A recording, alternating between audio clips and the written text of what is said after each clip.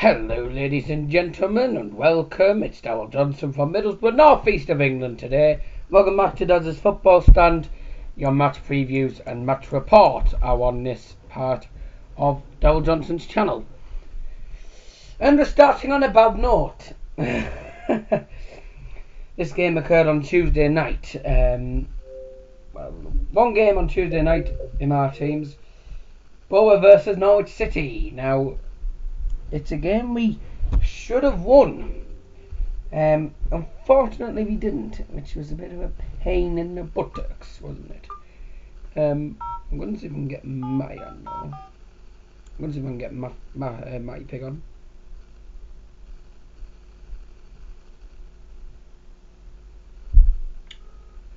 Yeah, it ended up being a 1-0 defeat for the Boro. Now down to 9th. It's not good really, is it? So, could be doing with the wins.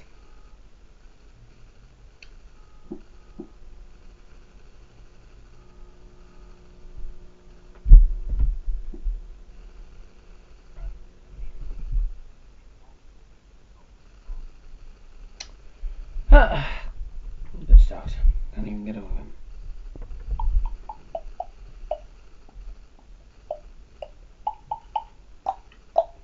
Yeah, so Boro have moved down to 5th after this defeat. We're not looking at stuff anyways.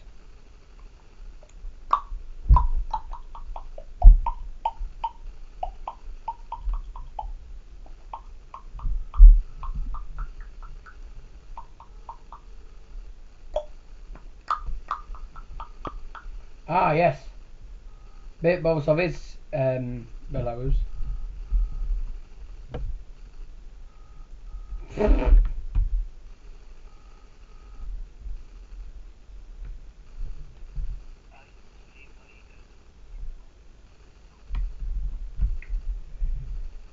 Oh, excellent.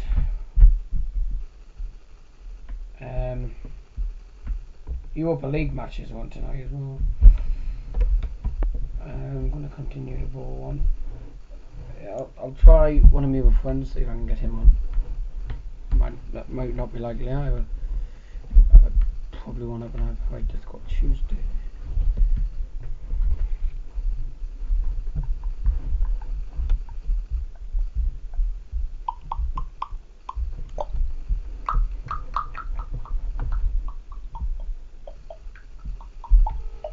There's a nil for Norwich City 1.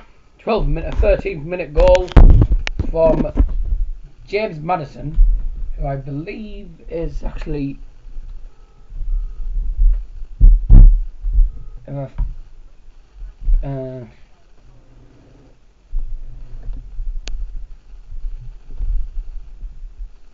which I'm presuming is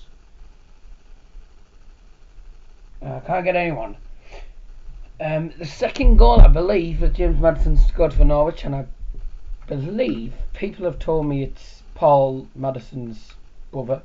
Boro fans will know him. He's the analyser on BBC Sport 95 FM. Norwich City coach says it's a brilliant win against a tough side away from home with the eyes on the title. They didn't play well. They did not play well at all. They shouldn't have won. They had the 5 shots, they had 2 on target. That's all they had. Boro had 21, 5 on target. They're just awful. Every time.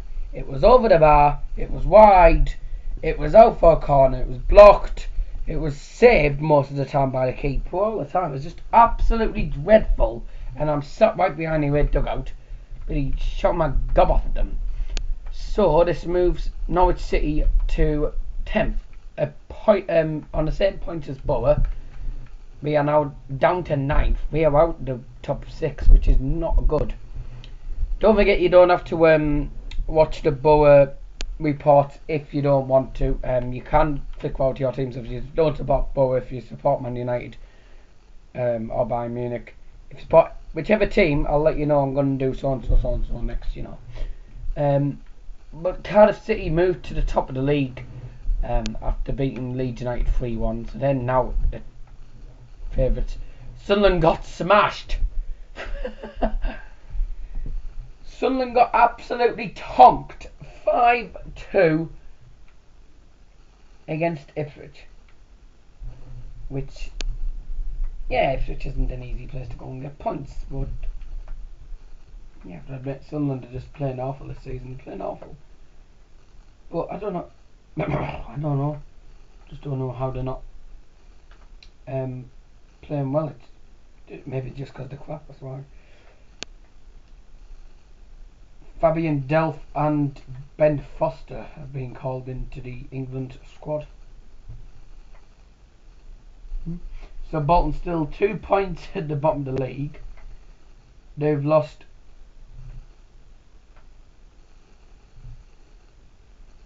They have not won a game this season. 2 draws, 8 defeats, only 4 goals scored, and have conceded 21. And they're along Birmingham, who only 3 points, won 5 points as well, but a point below Sunderland. They're going to be going down this way, Sunderland. Shame. But yeah, we didn't play well. We didn't deserve anything out of it. It was a fantastic finish from the man for Norwich. But yeah, do get your comments in below, and I'll of course answer any comments you have. Obviously I do look at them. I'm trying to see if I can get bloody Ciaran from Reddevilweekly on. That's the actual name. I've been trying to work out his name. It's Ciaran. He's the Reddevilweekly. Trying to get him on, but otherwise, get ready for the Manchester United reports.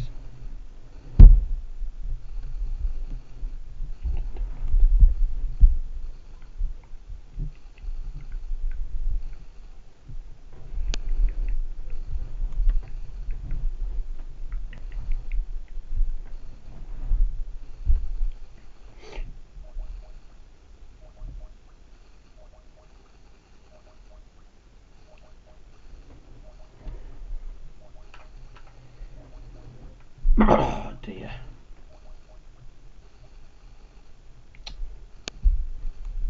And I can't get Luke from the United lads on.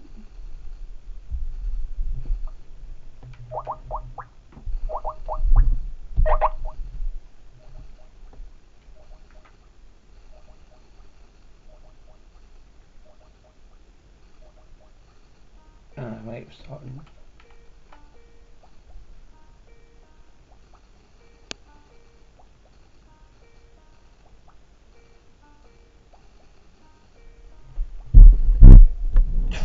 Ah. Oh. I'll try and call him again.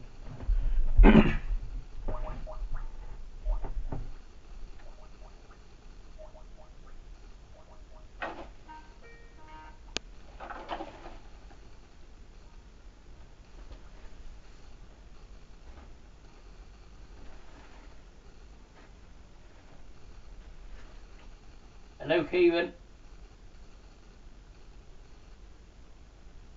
Hello. Hi.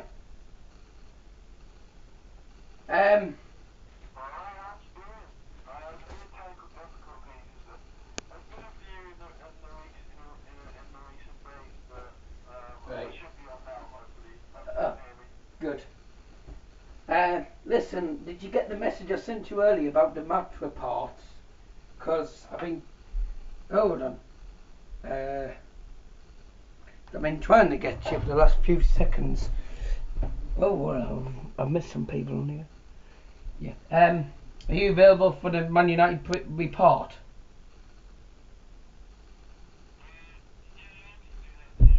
Good. You'll have to let me know when you're doing yours. I'll call in. Right. I'll let you know. Don't worry about it. Okay, ladies and gentlemen, apologies about this. We've had some technical issues. Okay, I'm joined by Ciaran from Reddevilweekly, ladies and gentlemen. Alright guys, good to be back on Daryl's channel. Good to be back, guys. Yeah, and welcome back to the channel. What would you like to say then? Well, I mean, first things first, it was an absolutely fantastic performance, I think. I really wasn't expecting that. Obviously, when we did the preview, I didn't really predict that we'd win that comfortably, and to be 3-0 up within about half an hour, absolutely fantastic. Romelu Lukaku as well, getting 2 goals, showing that he is ready for that Champions League step up, which is absolutely fantastic, and adding to his already fantastic goal tally, and getting into double figures for the season. We're 10 goals in 9 games now for Lukaku this season. 10 goals in 9 games for Lukaku for Man United. That's including the Champions League ones. Yeah. And the Cup, yeah. He's on a very good record. I feel that, well, we're playing against Crystal Palace this week, aren't we? So I'm thinking, yeah. Well, if we can win 4-1, I would say probably the champions of Russia. It was a shame to lose. Shame we didn't get the clean sheet, but still, it was quite surprising that we were 3-0 up inside 27 minutes. It's a fantastic performance from us. We've just gone out there, got trained, listened to the tactics, bang, bang, bang, bang, bang, goals. And let's do that against Crystal Palace. According to this, Benfica lost 5-0 against Basel. And we're playing against them next in the next Champions League game. But let's have a look at the stats. Hello, Matthew Piggott. Welcome to the match report. So let's have a look here. It was pretty much an even game. It was 15 shots, 7 on target for CSKA Moscow. United ran away with it. Well, I wouldn't say won away with it, but 16 shots, 10 on target. Makes a slight difference that we've had more shots on target than them, but I feel overall it was a fantastic performance, and the lineup that they set up with De Gea in goal, Bailey, Smalling, Lindelof, Ashley Young, Herrera, Matic, Lind, Mkhitaryan, Marshall and Lukaku worked very well, and I feel I was a bit annoyed about the substitutions, but some of the substitutions actually worked, and it kept the defence together. And yeah, we only conceded 1 goal against the Russian champions, which is amazing. And we predicted like a 2-0, 2-1 match start. But overall, it's a fantastic win, and bring on Crystal Palace.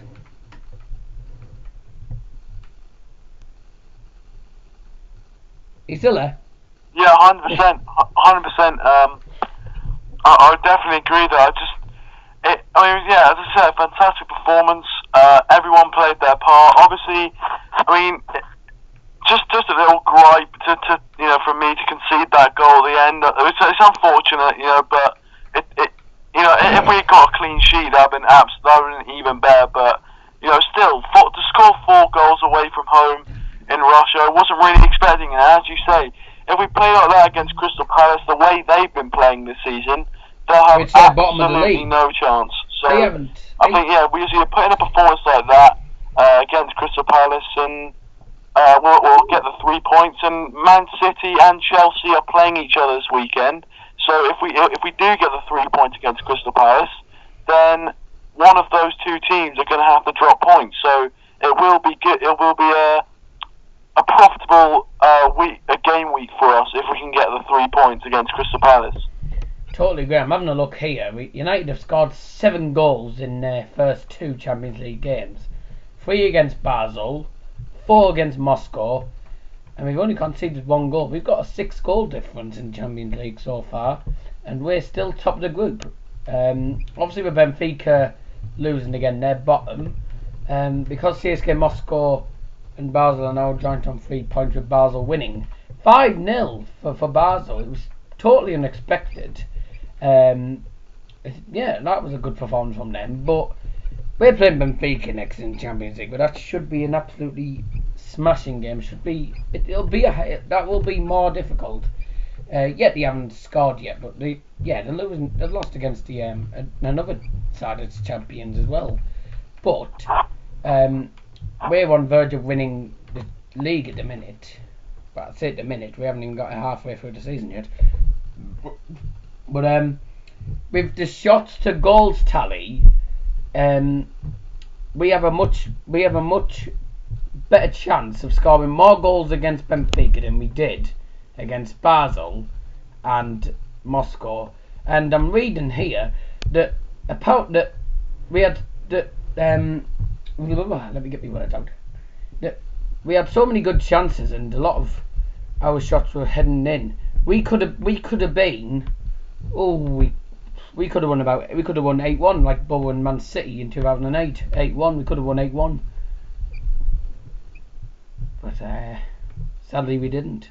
But I'll take a 4-1 win. It's better than the kick up the backside. So, yeah, what do you think? Yeah, no, totally agree. I think as you say, it could have been more. We had a few chances. I know that Mkhitaryan, Lingard, and Darmian had quite good chances to extend the scoring, which luckily for us that didn't really matter because of how well we played in the opening half an hour. So, and again, it just shows our clinical nature. I think last season we probably would have struggled and we wouldn't have scored those early goals, and because we weren't as clinical as we are this season. So yeah, I think it just shows again the progression that we've made from last season, playing in the Europa League and struggling to get past sides such as Anderlecht, who you could argue on a similar level to CSKA Moscow, to now going away from home and dominating CSKA Moscow away from home, which is no mean feat. So yeah, a lot of progression there. Yeah, I definitely agree with you there. For one, we've got a fantastic team full of quality. They can cause a lot of problems in the Premier League, and that's what 5 or 6 times we've won with 4 goals. We've scored 4 in a lot of games this season, which were Burton, Everton, Swansea, West Ham, Moscow. Don't think there's anyone else now. I think that's like 5 that we've won with 4 goals. So we're doing very well, and I think we can take this on board, and we could probably score more than. We could probably win like 5-6-0 against Crystal Palace, and I think we're away at Selhurst Park. But bear in mind they're normally a good threat at home, but we seem to play. Well, we're playing against a side who are bottom of the league, and United have been known for not playing very well against teams in the bottom 3. But everyone said the same about Swansea and all them, and yeah, we managed to do it. So we've basically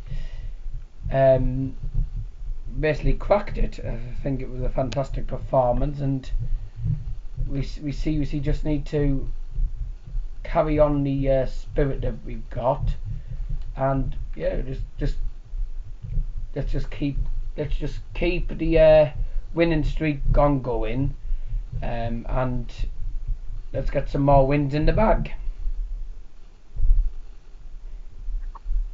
Well, yeah, exactly. Because the more wins you can get at this stage of the season, the better. Because really, you don't want to have all that pressure of needing points, and also being below on goal difference and things like that towards the end of the season. It puts you on real pressure. So the more points and the more goals you can make up at the start of the season, the less pressure you're going to have at the end of the season when you're fighting for that top spot like we should be in. I obviously remember the famous Aguero goal, which stopped us from winning the title, even though we were level on points with Man City, but we missed out on goal difference. Now, hopefully that never happens again, and it looks like this season we are going to be absolutely fine for goal difference. Obviously, Man City are doing really, really well, but yeah, as you said, keep getting the wins, keep the momentum going, because that's really important. If you have good momentum, and I think we're coming into an international break quite soon. So I think this we might are be the last coming game into, before the international break. We are coming into an international break. I think it is Saturday or I think it's a Saturday or Sunday the match. I know it's this week. I never get the date. Saturday. Saturday, isn't it? Yes. 3 o'clock as well. 3 p.m. kickoff, I believe I'm right. But we've just got this game to go, and then I'm pretty certain we're into the European qualifiers. If I can just have a look here.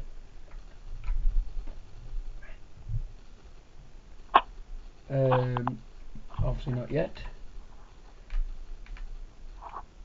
I'll just try again.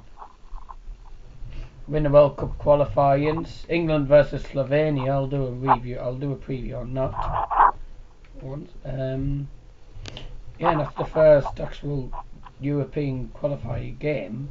EFL 12. What the hell is that? Yeah, and let's not forget the England under 21s are playing at Riverside Stadium against Scotland, and it's actually in Middlesbrough. It's in North East Middlesbrough. The Riverside Stadium should be a fantastic game. I'm going to that game. But we got England games coming up, and then we don't play till the middle of October. But a lot of people have said this to me. People said it affects it when other teams have to have a break because of the international breaks.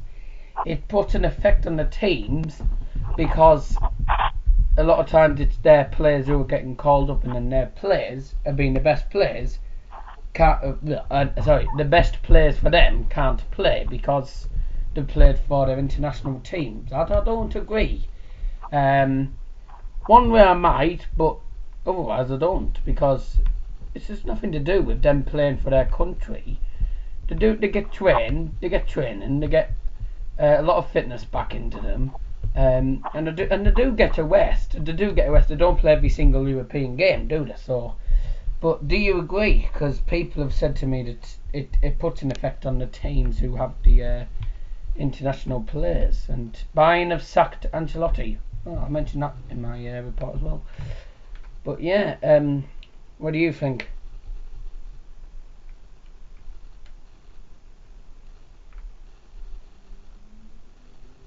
Oh, you're gone quiet. You disappeared somewhere. Hey there. Hold on. I'm gonna call him back. We've got a few technical difficulties here.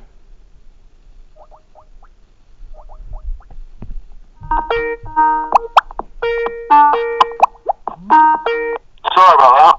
Yeah, you were. I couldn't hear you speaking, but it doesn't matter. I managed to call you back. So I was just. Did you get what I was saying?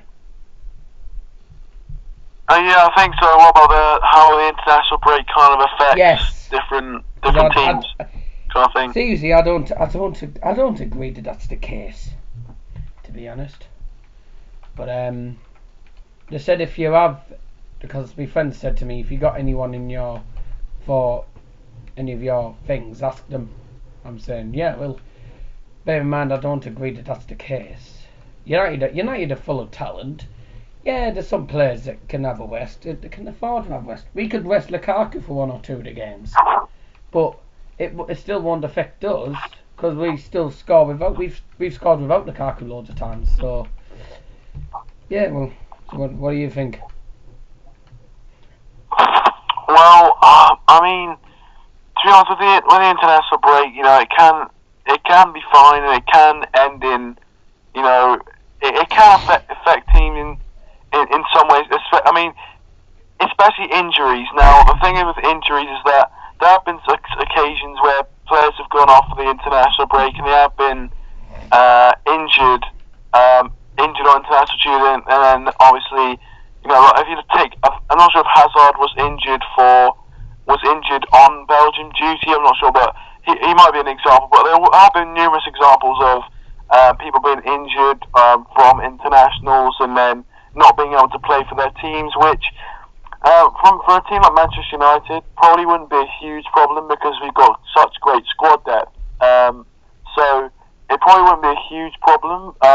It probably affect more the smaller teams possibly who don't have a bigger squad, and say if one of their better players in their team gets injured or whatever and comes back and can't play for their club, then especially if they are a smaller side and they rely on that player a lot more, it can affect them quite a lot. But yeah, in our circumstance, I don't think really, unless there's like multiple injuries, like we're talking 3 or 4 injuries, then I don't think it really affects Manchester United really. But yeah. But yeah. Yeah, well, there's not a problem. Just wanted your opinion on that. Right, I'm going to do my Bayern Munich report now. So guys, that's Red Devil Weekly on Skype. I'm going to put his name in the description. Check out his channel. He does the same as me. Reports, previews. Bear in mind it's just Manchester United. I do Bayern Munich and Boro and all them because they're my teams as well. So, yep. Right, Kieran, thanks for being on show. When are you doing your reports? I'm not sure. I think it depends. If I have time, I'll probably do it tonight around about 9:30 or 10 o'clock, somewhere around there. And if I don't manage to fit it in, I'll try and do it tomorrow, and possibly also try and fit in a Southampton preview at some point as well. So yeah, stay tuned for that. But thank you very much for having me on. Yeah, I'm just having a look here. Things 17:55. Actually, you might have time to do it before, because I go out at 7:15, and I won't be back till about 10. So don't know if will you be able to fit? You might be able to find time to do it. Actually, you might be able to find time to do it. Like before 6:30 maybe, because or have you got things planned? Yeah, I know. Yeah, I have to go out quite soon. So that's what I was kind of thinking, probably afterwards. But I can see if I can fit it in, but I doubt it. But I can try. But yeah, if I can't do it like before 6:30, then if you do want to watch it, it'll be around that sort of time. Right. Okay. Well, just send me a message on Messenger. Skype. Sorry. Because I've got people calling in on Messenger a lot of times, so I'm getting me words mixed up. Oh, yeah. Well, yep. Kieran, thanks for being on the channel again. Obviously, I totally agree with a lot of the stuff you've said and a lot of stuff that we and Tim always do good conversations. If you check out his Southampton versus Manchester United preview, you'll find that he actually put me in the description below, because it was that good a conversation for me and you. So... Yeah. It was actually a decent one. Yeah, thanks for being on the channel again, and I'll catch up with you maybe later tonight. I'll catch you later anyways. See ya. Alright, yep. Cheers. Yep, see you later. Thanks for having me on. No problem.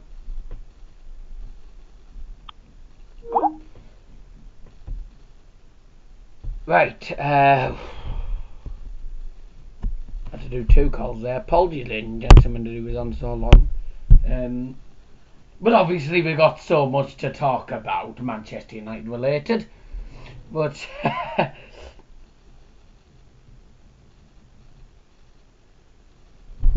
as life as a Man United supporter.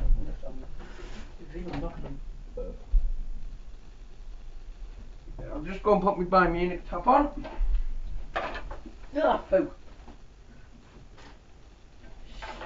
From bad to good to yet another bad result.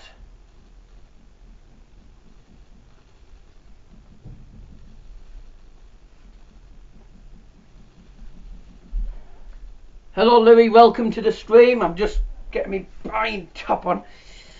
Oh, right. From bad to good and straight back to bad again. Look at this.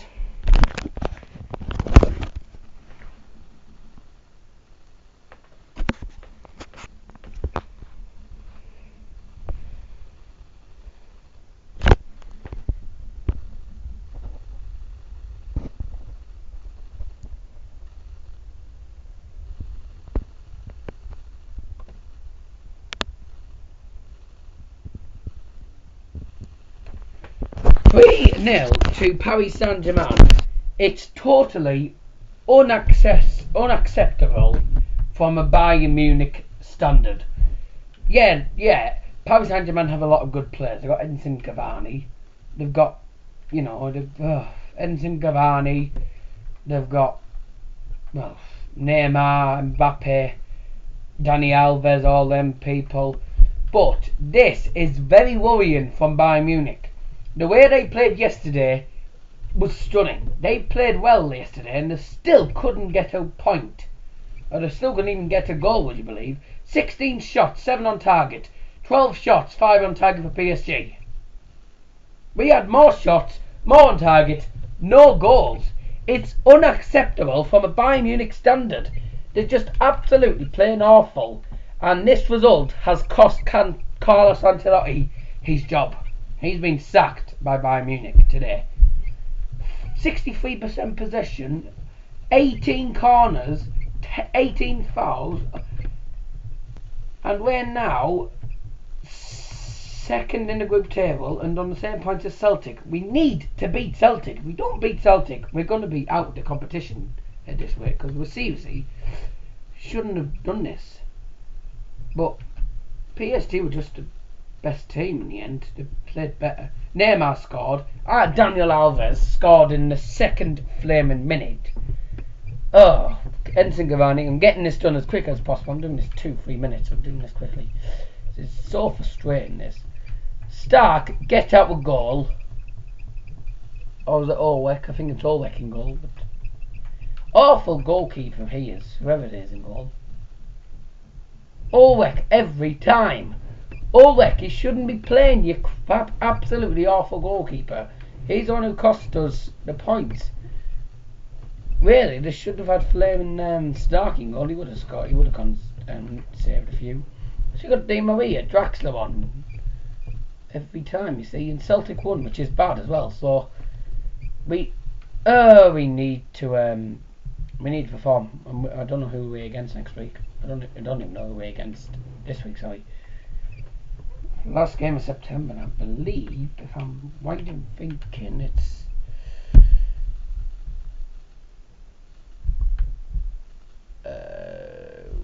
no, not Champions League.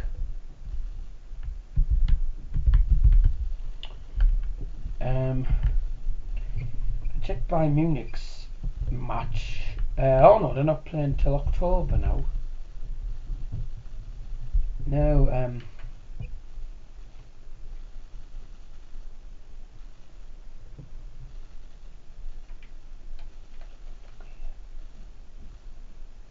they don't play this weekend, do they? I think it's Sunday, but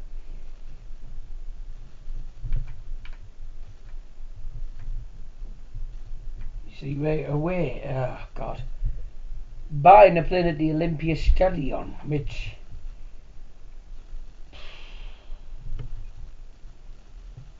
who knows what's going to happen there.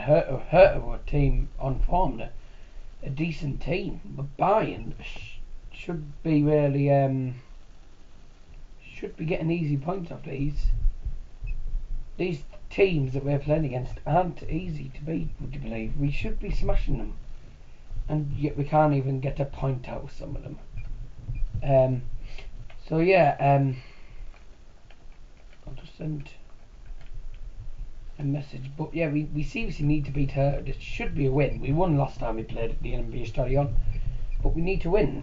And that's pretty much it. On that note, I'm going to leave you on YouTube, and I'm going to leave the Instagram live stream as well. Thanks for watching. See ya.